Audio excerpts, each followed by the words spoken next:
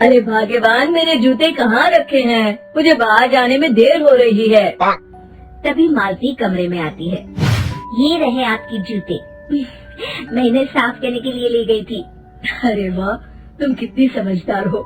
मेरे बिना कुछ कहे ही सारे काम कर देती हो। तभी मालती झिझकते हुए रमेश से कहती है, सुनिए जी, आपसे एक बात कहूँ, बुरा तो नहीं मानेंगे ना? अरे नहीं नहीं, बेफिक्र होकर कहो। शादी से पहले मैं अपने मायके में नौकरी करती थी। मैं चाहती हूँ कि अब मैं फिर से नौकरी करना शुरू कर दूँ। वैसे भी सारा दिन घर में बोर हो जाती हूँ। देखो मालती, तुम्हारी नौकरी करने से मुझे कोई एतराज नहीं है, लेकिन तुम्हें एक बात बता दूं, हमारे खानदान में आज तक कभी किसी औरत ने नौकरी नहीं की।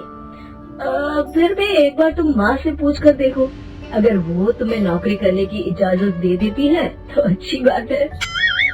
रमेश वहाँ से चला जाता है।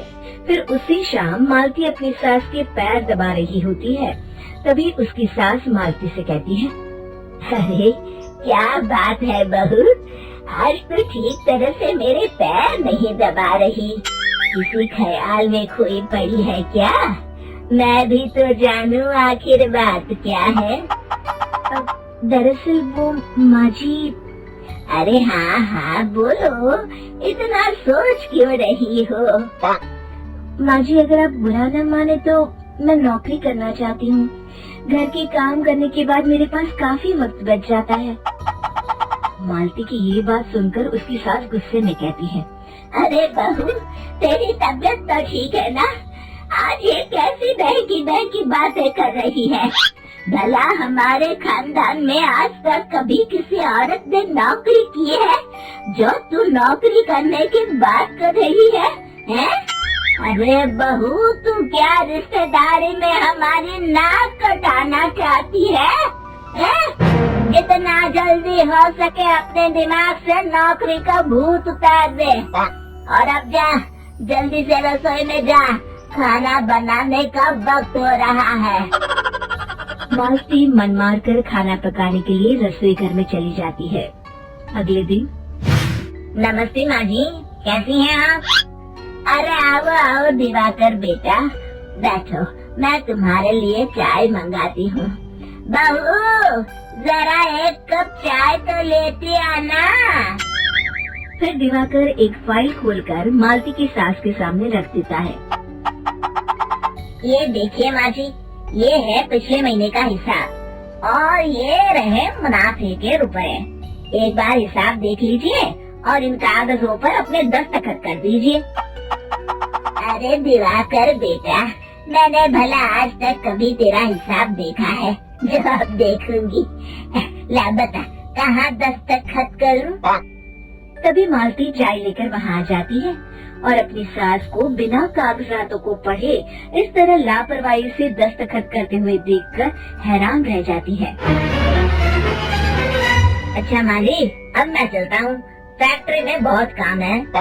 फिर दिवाकर वहाँ से चला जाता है। कुछ दिनों बाद मालती बाजार में कुछ सामान खरीद रही होती है।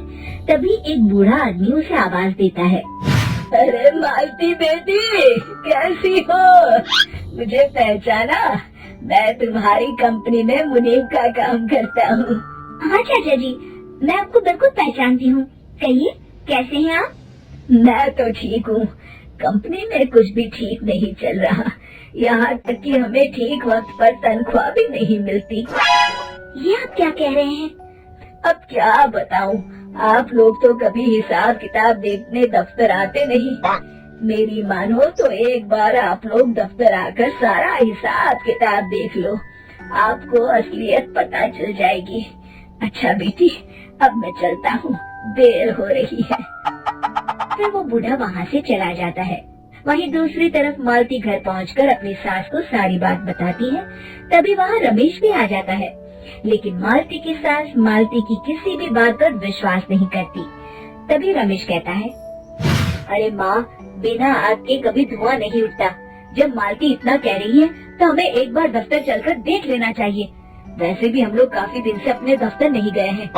इस तरह किसी एक आदमी के भरोसे काम छोड़ना मुझे भी ठीक नहीं लगता। अगले दिन वे सभी अपने दफ्तर पहुंचते हैं और सीधे दिवाकर के कैबिन में जाते हैं। अचानक सबको एक साथ देखकर दिवाकर चौंक जाता है। अरे माँ जी, आप सब लोग अचानक यहाँ कैसे आ गए? अगर कुछ काम था तो मुझे एक फोन कर दिया होता, मैं आपके घर आ जाता। तभी मालती की सास कहती है, अरे दिवाकर बेटा, आज मैं हिसाब देखने दफ्तर आई हूँ। जरा मुझे पिछले 6 महीनों का हिसाब दिखाना तो बेटा। दिवाकर घबराते हुए हिसाब की फाइल मालती की सास को देता है। मालती की सास फाइल लेकर मालती को देती है और कहती है, ले बहू, देख ले हिसाब। मालती फाइल को बड़े गौर से देखती है और अगले ही पल उसे सारी गड़बड़ी समझ में आ जाती है। वो अपनी सास से कहती है, माँ जी, मुनीम चाचा बिल्कुल सही कह रहे थे। हमारी कंपनी में पिछले 6 महीनों में जितना मुनाफा हुआ है, हमें उसका आधा पैसा भी नहीं मिला। यूँ समझ लीजिए कि 1 रुपये में सिर्फ चवन्नी ही हमारे हाथों में आई है। मालती की बातें सुनकर मालती की सास गुस्से से दिवाकर को पूछती है, क्यों दिवाकर, मेरी बहू जो कह रही है वो सच है? दिवाकर समझ जाता है आज उसका भांडा फूट चुका है। वो गिड़गिड़ाते हुए कहता है, मुझे माफ कर दीजिए माँ जी, मैं पैसों के लालच में अंधा हो गया था। अरे वाह दिवाकर, तू तो एक नंबर का चोर निकला। इतने दिनों से मैं तुझ पर आंख बंद करके भरोसा करती रही और तू मुझे ही चुना लगाता रहा।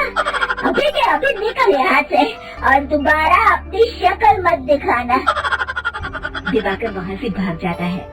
मालती की सास मालती को शाबाशी देते हुए कहती है, बहू, आज मैं समझ गई कि पढ़ाई लिखाई हमारी जिंदगी में कितनी जरूरी है।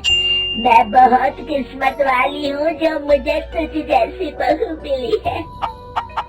शिक्षा, पढ़ाई लिखाई का इस्तेमाल सही जगह करके हम दुनिया में बहुत कुछ बदल सकते हैं।